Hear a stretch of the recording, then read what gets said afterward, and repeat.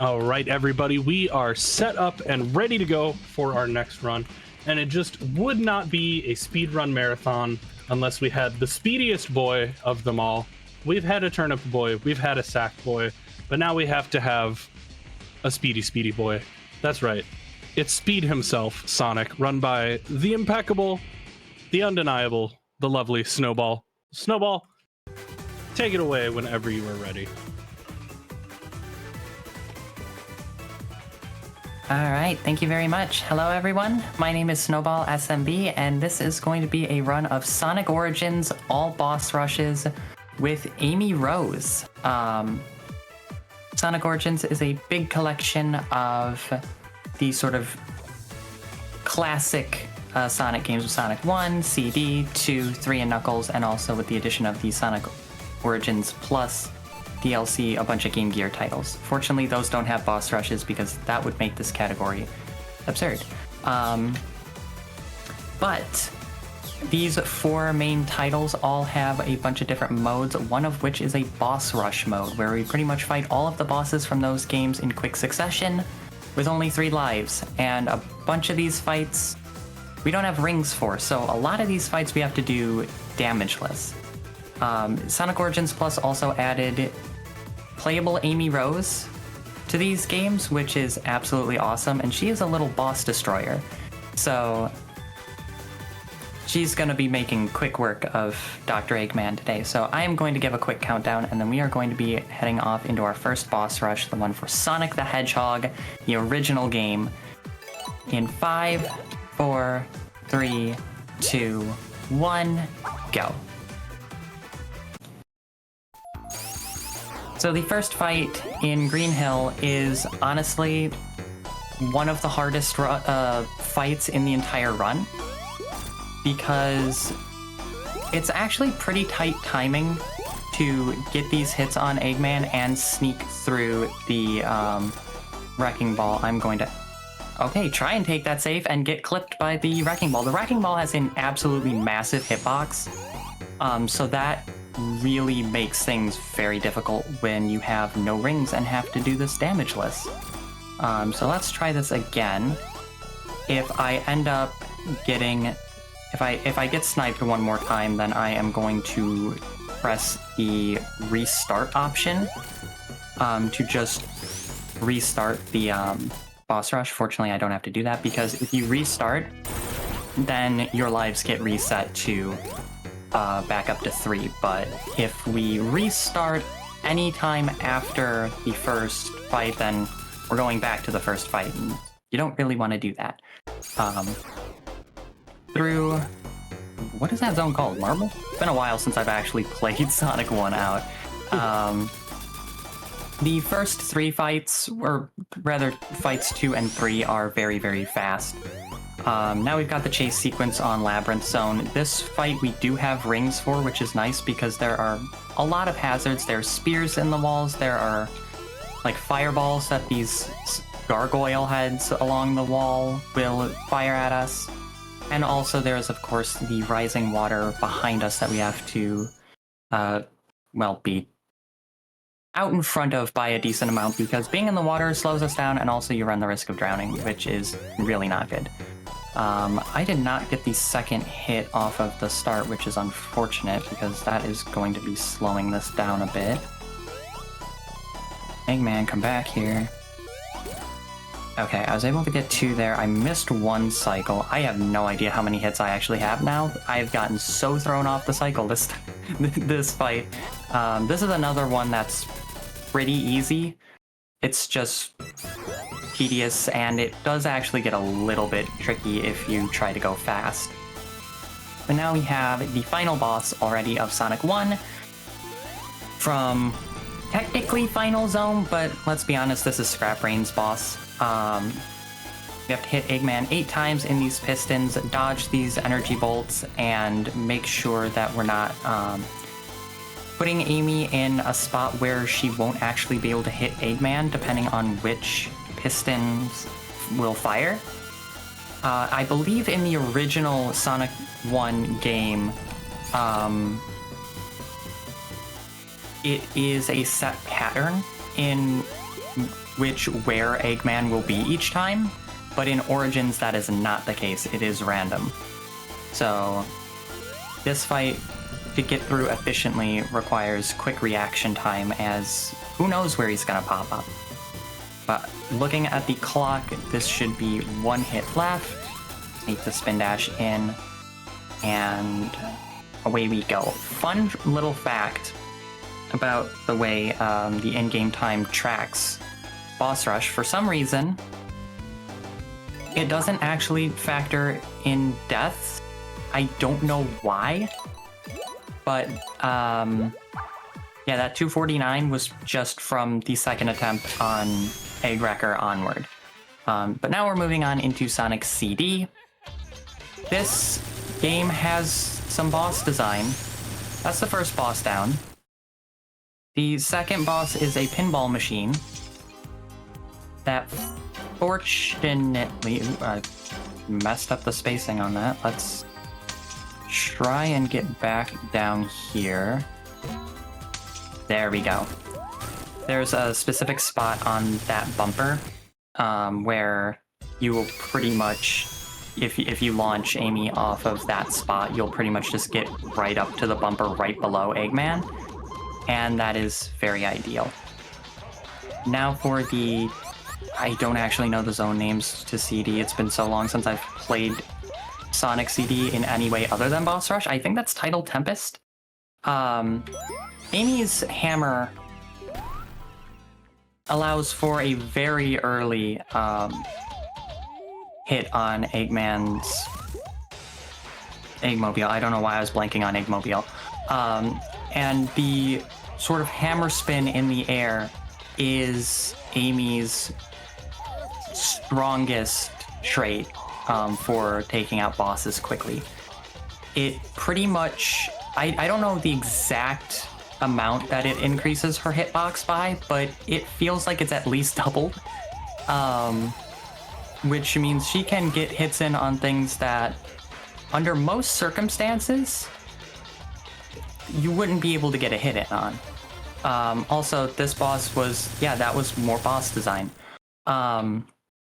Amy's other special trait is her Hammer Rush, which is a lot like Sonic's Spin Dash, but with a few alternate traits to it. It will get some use in the next fight, as the next fight is the race against Metal Sonic, and it is very useful to keep speed going when you have to do very specific jumps to dodge Metal Sonic's charge attacks. So, Wacky Workbench boss is pretty slow. Just hit him a few times, he'll go up, break the ceiling, rise up on the broken ceiling, rinse and repeat. And now we are to one of the most iconic boss fights in the entire franchise. We're at Stardust Speedway, we're racing against Metal Sonic. This is the real rivalry that started all the way back in Sonic CD. Amy versus Metal Sonic. So ideally speaking, I'm going to be getting somewhere like a mid to high 50-second on the clock by the end of this race, although I've already slipped down 2 hills, so that's unfortunate. Ooh, that's not good. I did not pick up any of those rings, so now I have to be super careful not to hit any of the spikes, not to hit Metal Sonic when he's charging.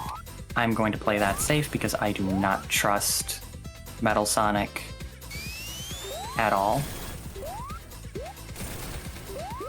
And it should be in the clear now. Yeah, so I had to take the ending a little bit safe, so gonna get a 101. That's still really solid.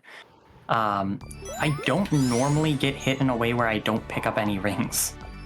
But now we're on to already the final boss of Sonic CD. I am going to be going for a damage boost on the first cycle here to try and get an extra hit in and save a lot of time. And I did not quite get it. I got the first hit after getting hit myself a little too slowly. So now we've got to wait for Eggman to do this. I don't think you can get another hit in on that cycle, although I could just be messing up the timing, but this is one of those fights that's super frustrating when going for like a Sonic CD boss rush PB attempt, because at this point I need the damage boost cycle skip on this fight. I need a really good Metal Sonic fight, which is scary. And also, I did not touch on this back on the conveyor belt back in Quartz Quadrant, but where I was running as close to Eggman as I could before the mines would drop, and then jerk backwards and jump over the mine as it landed, that actually skipped a cycle, and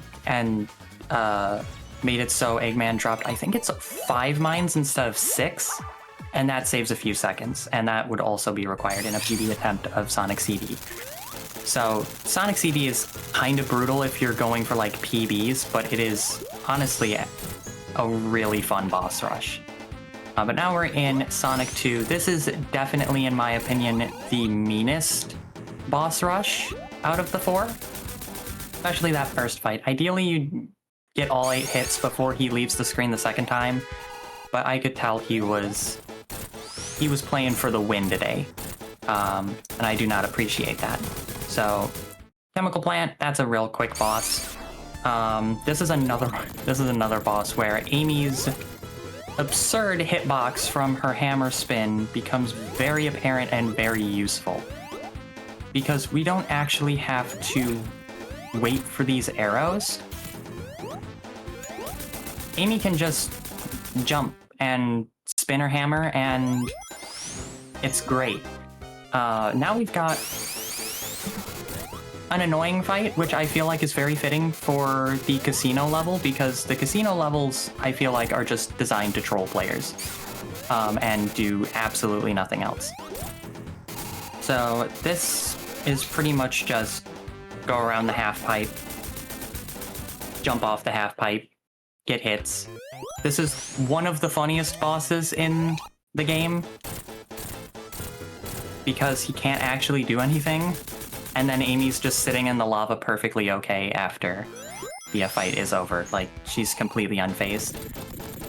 This is actually one of the scariest fights, because there are just so many hazards falling, and it is a bit... hitboxes?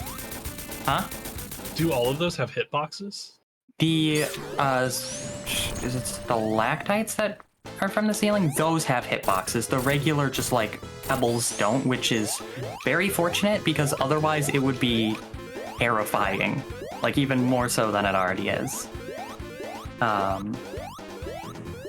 Amy is in gay baby jail right now, while Eggman fires the laser. I don't know why he's firing a laser that can set the floor on fire in Oil Ocean. That seems dangerous. But that's Oil Ocean down. This fight here for Metropolis is actually pretty cool. And it's one that can really vary in how it goes. Because gonna let him come down a little bit. I'm going to get hit, and alright, you know what, he's gonna just go over there.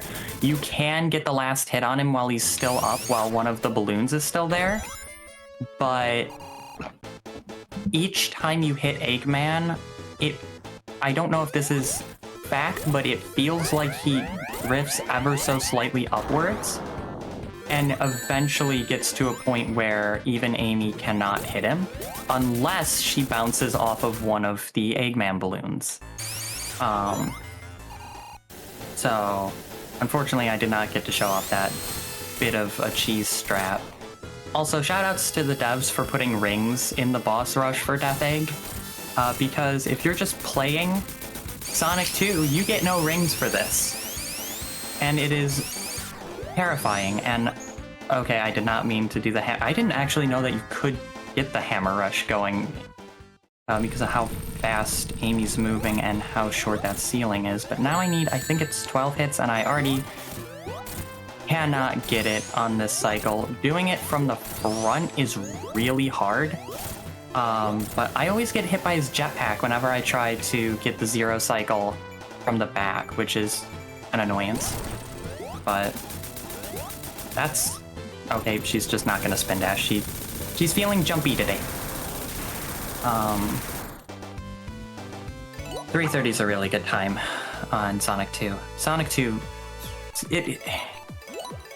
it's always strange to me when Sonic 2, out of the first three, goes the best by a significant amount. But, that definitely went better than the first two. Mind if I jump in while we're starting 3? Oh, sure, yeah. All right, just want to call out a $10 donation we got from Sriraj that says, I'm glad to donate for the first of hopefully many BBQs into a cause that is especially important. Dale is the best chipmunk, and that of course is referring to a bid war that we've opened up for which chipmunk to play as in Chip and Dale Rescue Rangers, either Chip or Dale. You can donate to choose which character we will play as, and of course to tell us which one is your favorite. And we have also opened up a new incentive. We have a $100 goal to catch all possible bonus ghosts during the blackout section in Luigi's Mansion. So if you want the event to last a little longer, see some more Luigi's Mansion, and see Elite Spud do some elite ghost hunting, there is a $100 incentive for that coming up. Let's get that one met and see what we've got lined up for you after that.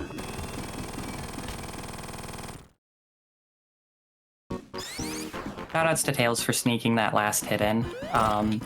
You can get 7 hits on Eggman before the floor falls away at the start of the fight, and that's what I went for on the first attempt. Didn't exactly work out so well for me. But Tails occasionally will get a hit in on Eggman for you. Otherwise, he'll just like headbutt the flaming jets on the back of the Eggmobile in a valiant attempt to get the hit in, but will ultimately come up short. Now I need to be a little bit careful though, because there are a couple of fights that I want to try to have more than one remaining life for. Actually, Egg Froster being the most notable. As that is a fight that loves to just absolutely mess me up.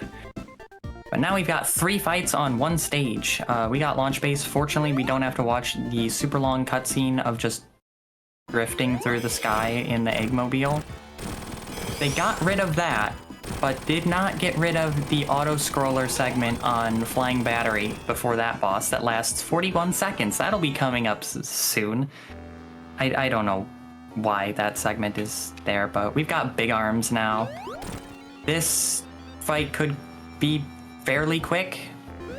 It could also be really long. It all depends on where Eggman decides to drop from this attack and where he decides to leave from when he's on the ground.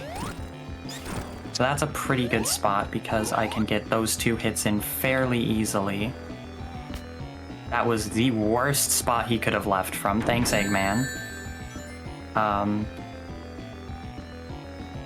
Yeah, where he drops from and where he leaves from are completely random, and it's really annoying at times. I need to make sure that I have that ring, though, because this fight does get a little bit scary if I don't have any rings. And also, if he grabs you at any point, he will just instantly go back to doing that attack. So actually, it's not that bad that that played out like that, because I was able to get the 2 dropping hits both times. That could have gone a lot worse. Speaking of the 41-second auto-scroller on Flying Battery, here we are. Going to make sure that I pick up those rings and then spin dash on up, hit the spring, hit the other spring, jump up, jump over the spikes, and just wait for the floor to catch up. I don't know why they felt the need to put this in Boss Rush, but it's here. Mind if I take advantage of it to talk about our charity a little bit? Absolutely. This Seems is the like perfect the right time. Yeah. Just want to remind everybody we are raising money for the LGBTQ Freedom Fund. The Binary Breakers Summer BBQ benefits LGBTQ Freedom Fund, a US-based organization which works to address the disproportionately high rate and harm of jailing on LGBTQ individuals through advocacy work and direct action. All of your donations go directly towards the work that the Freedom Fund is doing to help get unfairly incarcerated individuals the legal help that they need, bonds, bail, whatever financial help they may need, and trying to preempt and reduce the harms that disproportionately affect our fellow queer folks dealing with the US legal system. So it's a really, really cool charity that does some really incredible work, and every single dollar you donate goes directly to them to help them continue to do this really important work that they're doing.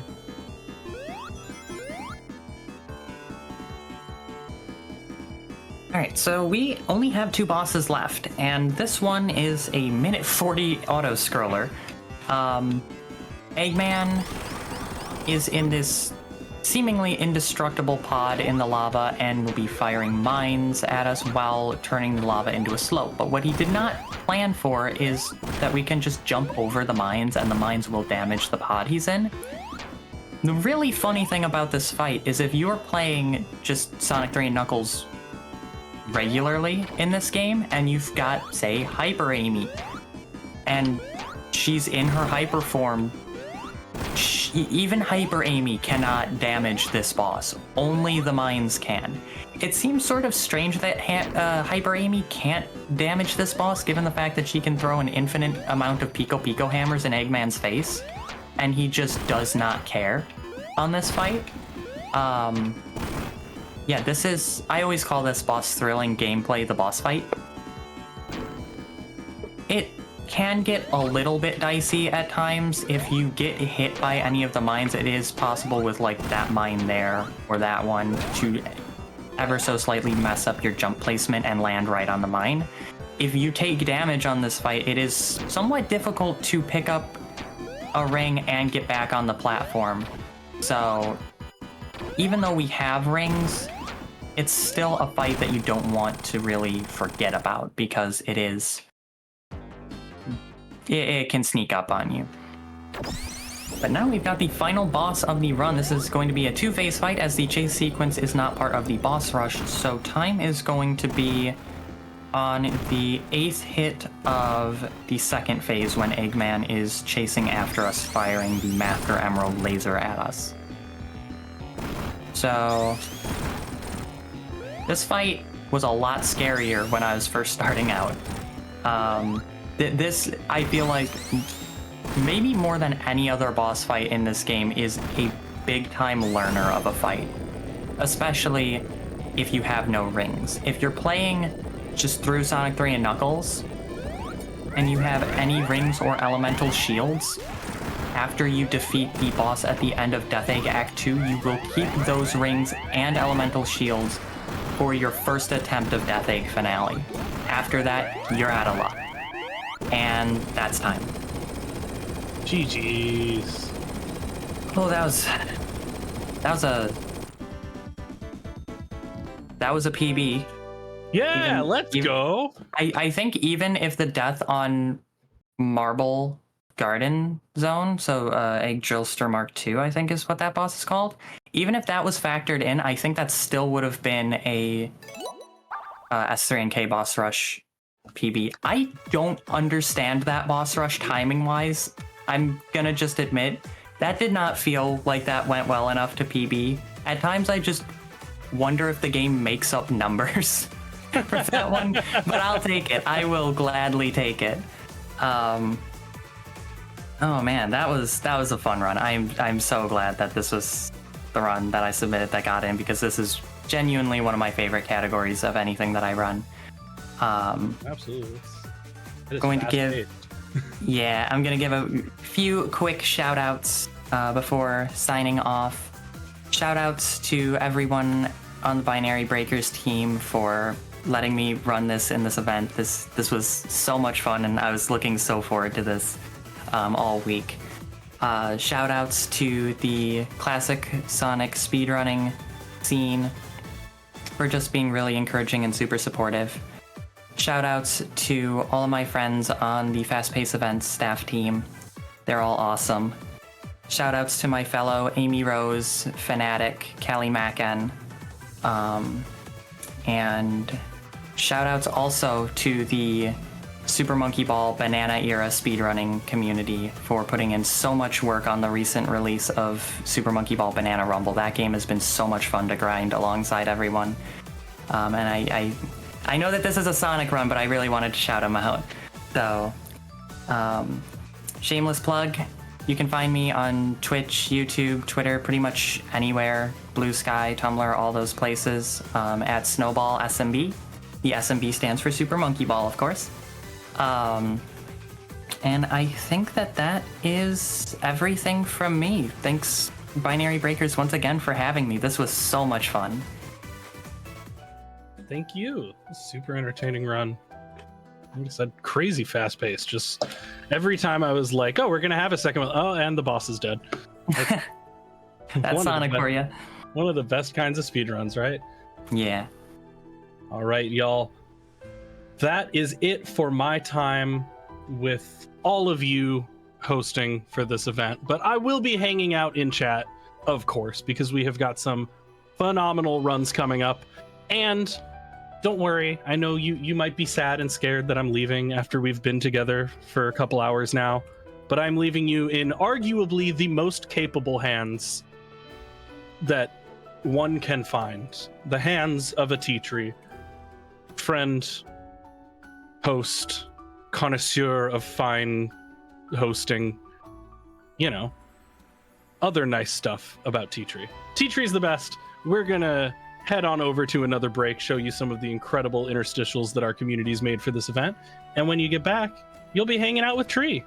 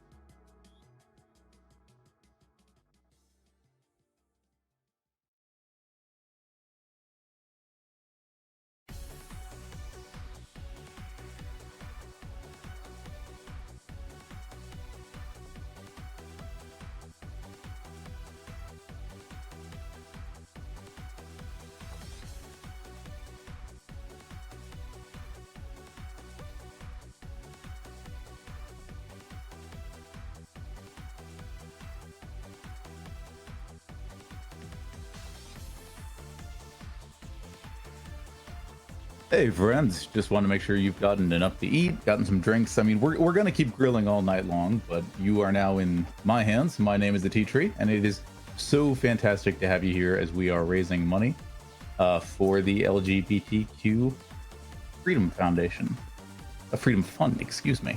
So if you don't know who and what they are about, they are a US-based organization working to address the disproportionately high rate and harm of jailing on LGBTQ individuals through both advocacy work and direct action.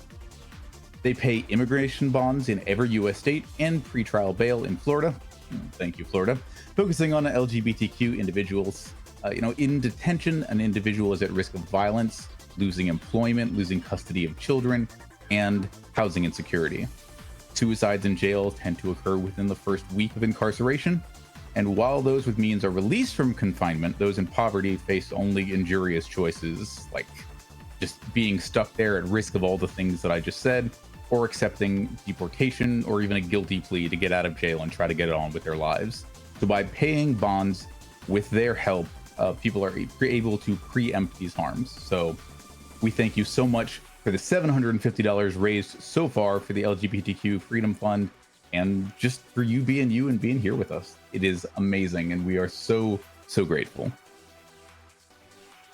We are just getting things salted and peppered up for the next run. I know Claus is absolutely going to blow us all away. They came in a few days ago saying, oh, hey, I'm still kind of putting this route together, but I know they've been labbing hard at it. And on the down low between you and me, they basically said, hey, so you know how the estimate's 45 minutes? I'm going to come in under. So looking forward to that. We will bring it to you in just a little bit.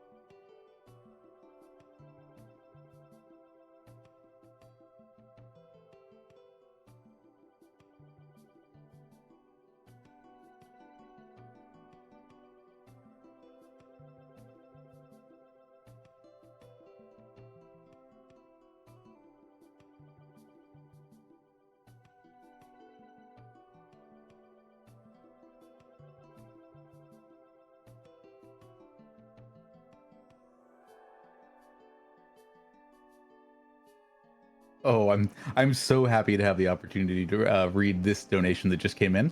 It's $25 from Scala Kitty, and they say donating for both a great cause and also to make Blupe happy. Less than 3. We are absolutely standing Blupa today. They did great on the hosting mic earlier, and heck, I don't mind reading this again when they get up for the Chippendale run in a little bit. Thank you so much for your donation.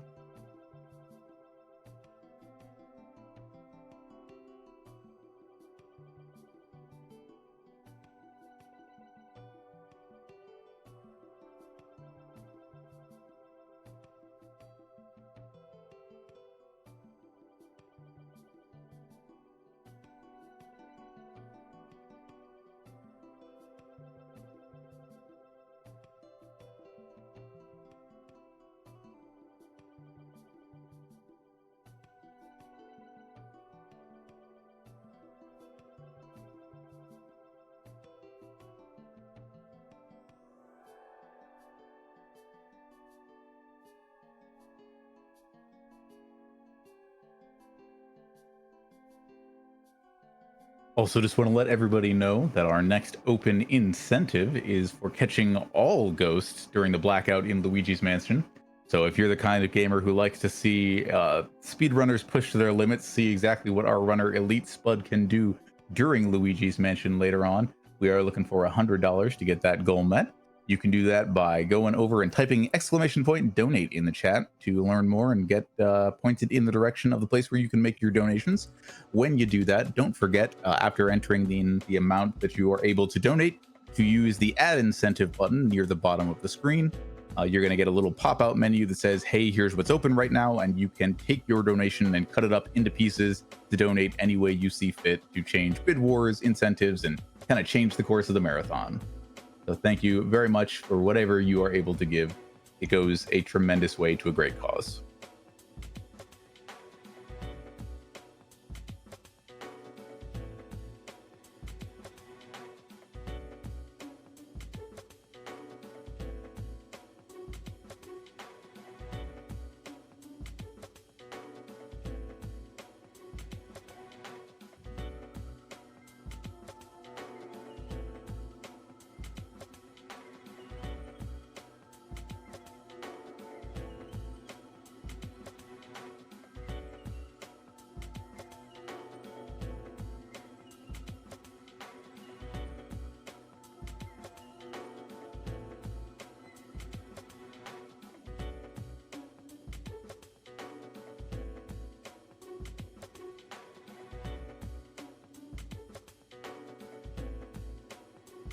All right, I'm getting word that our next run is not fully seasoned just yet, so we're gonna hang out a little while longer, but I'm gonna get some stuff thrown on the grill.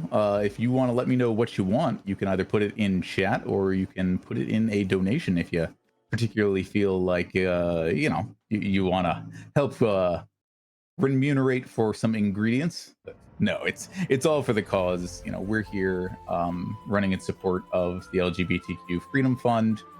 You just being here and being part of chat or even just watching the stream means the world to us. And in the meantime, we are just hanging out along with add-in time music. Excellent. I didn't even see that before now. So what great accompaniment for a great day full of great runs. All right. I can absolutely put some pineapple on the grill for you, Xavier. Not a problem at all.